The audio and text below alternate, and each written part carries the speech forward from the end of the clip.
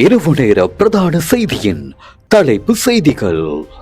மத்திய கிழக்கு போர் சூழல் அமைதிக்கு அனைத்து தரப்பினரும் அர்ப்பணிப்புடன் செயல்பட வேண்டும். ஜனாதிபதி.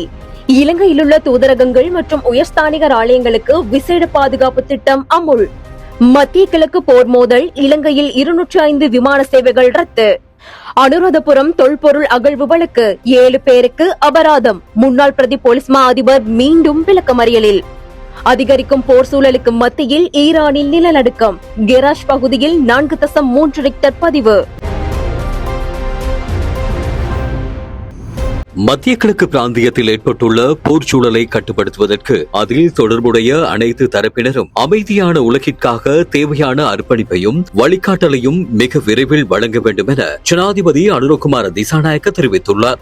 பாராளுமன்றத்தில் மத்திய கிழக்கின் போர்ச்சூழல் தொடர்பான அரசாங்கத்தின் நிலைப்பாட்டை அறிவித்த போது ஜனாதிபதி இந்த கருத்துக்களை வெளியிட்டுள்ளார்.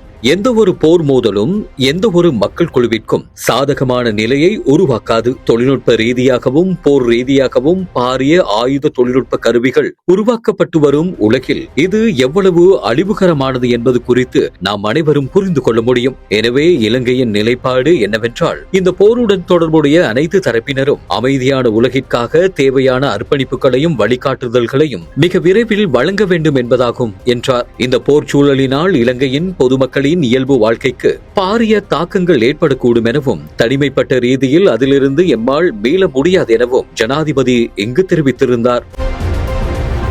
இலங்கையில் அமைந்துள்ள தூதரகங்கள் மற்றும் உயர் ஸ்தானிகர் ஆலயங்களின் பாதுகாப்பை உறுதி செய்வதற்காக விசேட வேலை திட்டம் ஒன்றை நடைமுறைப்படுத்த போலீசார் நடவடிக்கை எடுத்துள்ளனர். இந்த பாதுகாப்பு வேலை திட்டத்தை மறு அறிவித்தல் விடுக்கப்படும் வரை தொடர்ச்சியாக நடைமுறைப்படுத்துமாறு அறிவுறுத்தப்பட்டுள்ளதாக போலீஸ் ஊடக பிரிவு தெரிவித்துள்ளது. உலகளாவிய ரீதியில் எழுந்துள்ள நெருக்கடியான நிலைமையை கருத்தில் கொண்டு நாட்டின் பாதுகாப்பு மற்றும் அமைதியை பேணுவதற்கு இடையூறு விளைவிக்கும் சம்பவங்களை தடுக்கும் நோக்கில் போலீஸ் மா அதிபரால் அனைத்து போலீஸ் நிலையங்களுக்கும் இந்த அறிவுறுத்தல்கள் வழங்கப்பட்டுள்ளன.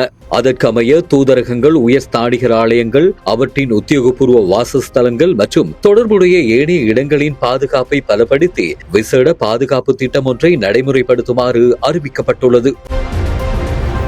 மத்திய கிழக்கில் ஏற்பட்டுள்ள போர் மோதல்கள் காரணமாக இதுவரை மொத்தம் 205 விமான சேவைகள் ரத்து செய்யப்பட்டுள்ளதாக துறைமுகங்கள் மற்றும் சிவில் விமான போக்குவரத்து அமைச்சர் அருணா கருணாதிலக தெரிவித்துள்ளார். மத்திய கிழக்கு பிராந்தியத்தில் தற்போது நிலவும் சூழ்நிலையால் விமான போக்குவரத்து துறையில் ஏற்பட்டுள்ள தற்போதைய நிலைமையை குறித்து இன்று அமைச்சின் வளாகத்தில் நடைபெற்ற விசேட கலந்து ஆலோசனையின் பின்னரே அமைச்சர் இதனை தெரிவித்தார். அங்கு தொடர்ந்தும் கருத்து தெரிவித்த அமைச்சர், நாட்டுக்கு வரவிருந்த 107 விமானங்களும் புறப்பட இருந்த 98 விமானங்களும் என மொத்தம் 205 விமான சேவைகள் ரத்து செய்யப்பட்டுள்ளதாக அவர் தெரிவித்துள்ளார்.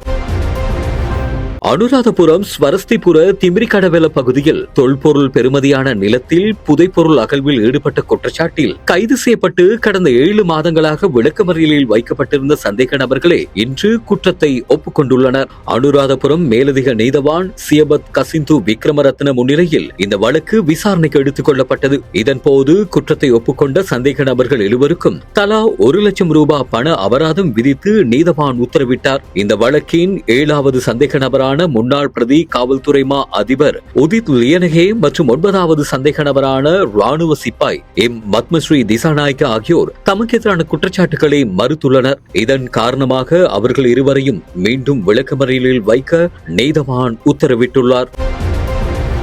ஈரானின் கெராஸ் பகுதியில் நிலநடுக்கம் ஒன்று ஏற்பட்டுள்ளது. இது ரிக்டர் அளவில் 4.3 பதிவாகியுள்ளதாக வெளிநாட்டு ஊடகங்கள் செய்தி வெளியிட்டுள்ளன. இந்த நிலநடுக்கம் 10 கிலோமீட்டர் ஆழத்தில் ஏற்பட்டுள்ளதாக அமெரிக்க புவியியல் ஆய்வு மையம் தெரிவித்துள்ளது. ஈரானுக்கு எதிராக இஸ்ரேல் அமெரிக்க தாக்குதல்கள் அதிகரித்து வரும் நிலையில் இந்த நிலநடுக்கம் ஏற்பட்டுள்ளது. உறுதிப்படுத்தப்பட்ட உண்மை செய்திகளை உடனுக்குடன் தெரிந்து கொள்ள ஆயுள் மீடியாவை ஃபாலோ செய்யுங்கள்.